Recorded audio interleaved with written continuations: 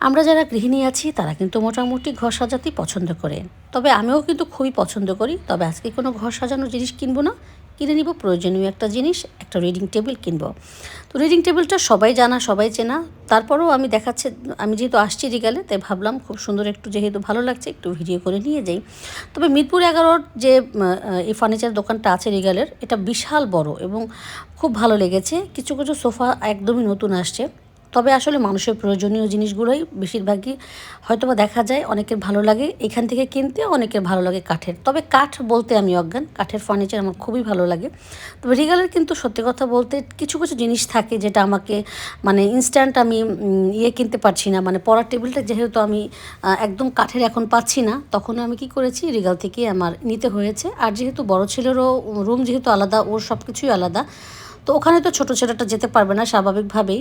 আর ওর জন্য করেছি পিচিটার জন্য একটা পড়ার টেবিল কিনতে আসলাম, যেহেতু আসলে এখন ক্লাস সে 3-তে পড়ে, বই খাতা একটু বেশি হয়েছে, এখানে সেখানে তো আর রাখা যাবে না। তাই তার নিজস্ব একটা জিনিস হোক, সেটা ও নিজেও চাচ্ছিল, আমিও চাচ্ছিলাম। এখান থেকে কিন্তু কিছু কিছু জিনিসও কেনা হয়েছে ওর জন্য। এই যে অবশ্যই আপনারা এটার আরেকটা পার্ট দেখতে পাবেন, কারণ পুরো পার্টটা তো আসলে দেখানো সম্ভব হবে না। আমি কিভাবে ওর টেবিলটা গোছালাম সেটার জন্য আমার আরেকটা পার্ট করতে হয়েছে। তো মিরপুর 11-র এই যে আউটলেটটা কিন্তু বিশাল বড়, ঠিক আছে। আর মানে এখানে যে বেডরুম সেটটা খুব ভালো লাগে কিন্তু আমার কাছে। তবে আমি আগেই বলছি, অনেকেরই খুব পছন্দ রিগালের। তবে আমার ঘরেও আছে অনেক কিছুই রিগালের। তবে হয় না যে মানে বেডরুমের একটা সেট হয়তো বা অনেকেরই ভালো লাগতে পারে, আমারও ভালো লাগে। কিন্তু কাঠের জিনিসের প্রতি না আমার মনে হয় আমার মতো সবারই একটা দুর্বলতা কাজ করে। তো ওই যে বললাম, ইনস্ট্যান্ট তো অনেক কিছুই পাবো না, নাহলে রেগুলার কিন্তু অনেক কিছুই আছে। তারপরও করেছি কি, আমার এত ভালো লেগেছিলো এখানে সব কিছু, তাই একটু ভিডিওটাও করে নিলাম।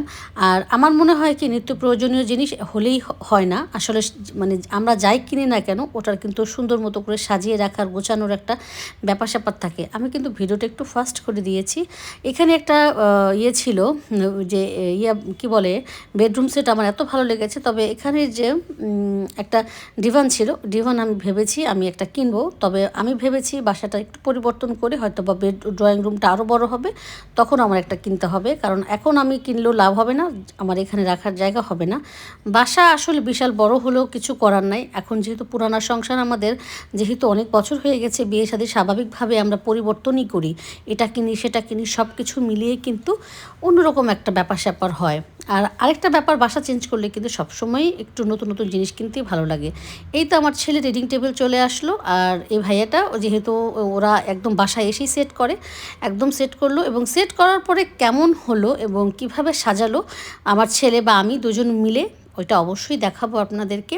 আর জানি না আমার ভিডিও আপনাদের কাছে কেমন লাগে, ভালো লাগলে অবশ্যই পাশে থাকবেন। আর এই তো সেটিংয়ের শেষ মুহূর্তটা আমি একেবারেই দেখাতে পারলাম না, আজকে এই পর্যন্তই। আল্লাহ হাফেজ।